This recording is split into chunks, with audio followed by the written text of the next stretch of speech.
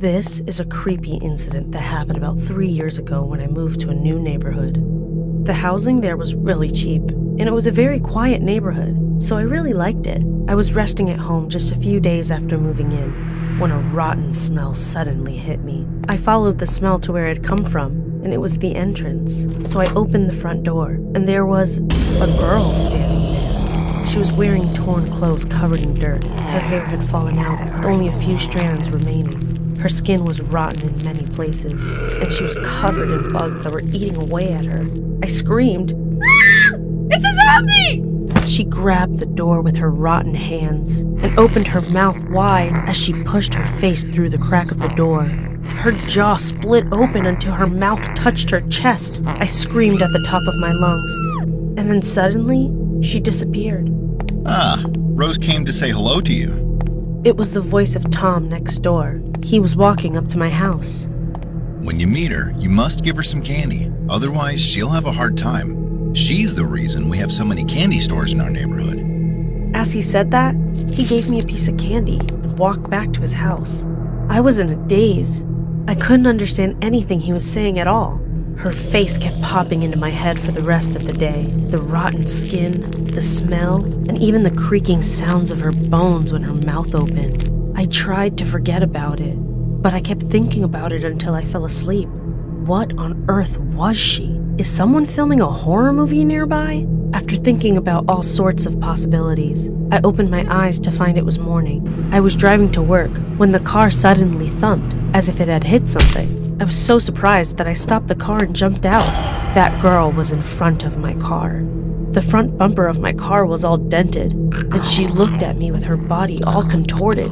I got goosebumps all over my body. She stood up and adjusted every twisted bone. Then she came towards me and stretched out her hand. Her hands were full of candy remnants. When she opened her mouth, ants crawled all over her rotten teeth. I screamed like crazy, and Tom came running out from next door. Here! He threw some candy at the girl and went back into his house. She took Tom's candy, ate it, ran to his house, and stood in front of the door for a while. I couldn't believe what I was seeing, and then I realized something. Her hair and clothes didn't move at all, and she moved as if gravity didn't exist. My vision suddenly turned dark. When I opened my eyes, I was lying in a bed at Tom's house. I was startled and jumped up, but my head hurt so much that I fell down again. "Tom, what's going on?" Tom sighed. If you stay in the same place as Rose for a long time, the cells in your body start to die. You may have noticed, but she's not a living being.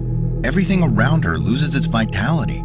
Trees, flowers, animals, even oxygen. 20% of the deaths that occur in our neighborhood are unsolved. Why? Because the culprit is not from this world. I got goosebumps again, but I also thought that Tom was making fun of me. I couldn't believe it because I've never seen anything like a ghost in my life. But from then on, I always carried candy in my pocket.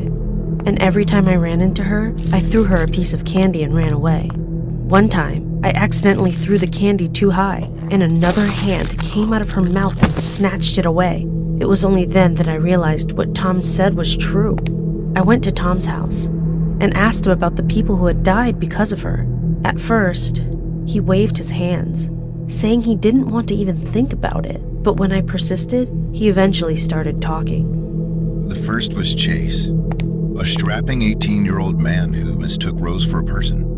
Up until then, her face had not rotted and she was quite pretty. So he kissed her, and a few hours later, he vomited up blood and died. When the autopsy was performed, hundreds of bugs were found in his body. They had eaten all of his organs. Of course, the police could not find the cause. It doesn't make any sense. I know. What about the next person? He was silent for a moment and poured himself a cup of coffee. I could see his hands shaking. It was a middle-aged woman named Nicole. But one day, she was found dead with a snake stuck in her throat. The police were unable to find any evidence, and the case remained unsolved. We thought it was Rose who did it, because Nicole always said, "Go away, Satan," whenever Rose appeared. I guess Rose didn't want to hear that. My body was shaking from the shock. "You'd better stop. I don't want to puke in your house." Yeah, But if you just carry candy, our neighborhood is a really nice place to live. He smiled awkwardly and handed me some candy. I always carried candy with me after that, and lived uneventfully for several months.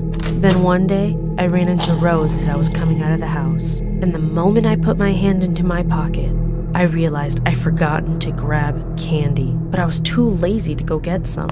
So I just tried to quickly run past her. That was a terrible mistake. Suddenly, her tongue stretched out and wrapped around my body. I barely managed to shake it off and run away. That night, the skin all over my body turned red, and I suffered from tremendous pain. I was so sick that I went to the hospital. The doctor said that there was a toxic substance all over my skin and asked what happened. I was so angry, so I decided to get revenge on Rose. I started carrying an iron ball with me, and when I ran into her again sometime later, I threw the ball at her and shouted, "It's a new kind of candy!" She took the iron ball, put it in her mouth, and swallowed it. Moments later, she fell to the floor in incredible pain, clutching her neck, and crawled away writhing. She hadn't been seen in town since then, and it's rumored that she simply disappeared. People started walking around the quiet streets furtively. People held a candy smashing festival, saying that they can finally go around without candy. I was proud that I had defeated her. Then one day, I was walking around the neighborhood. I saw a huge man eating cotton candy. However, upon closer inspection, it was not a man, but Rose. She looked completely different from before. The skin all over her body seemed to be covered with gray stones. Her neck had become thick like a toad. I screamed at her grotesque appearance, and she opened her mouth very wide and ran towards me. I smelled a strong mixture of sweet and rotten, and I ran for my life. She retched and expelled a hot, sticky liquid all over me. The liquid covered me completely, and as the liquid gradually hardened, my body also began to harden along with it. I thought, this is how I die. Then I heard someone shout, "Here's a big piece of candy!" and she stopped and turned her head. Tom and a priest were standing there. The priest threw a large water balloon at her, which she caught and swallowed. Then suddenly, she became extremely distressed. Her body began to melt, and she dissolved into the ground and disappeared. What the priest had thrown was a water balloon filled with holy water. Tom broke me free from this weird shell she had encased me in.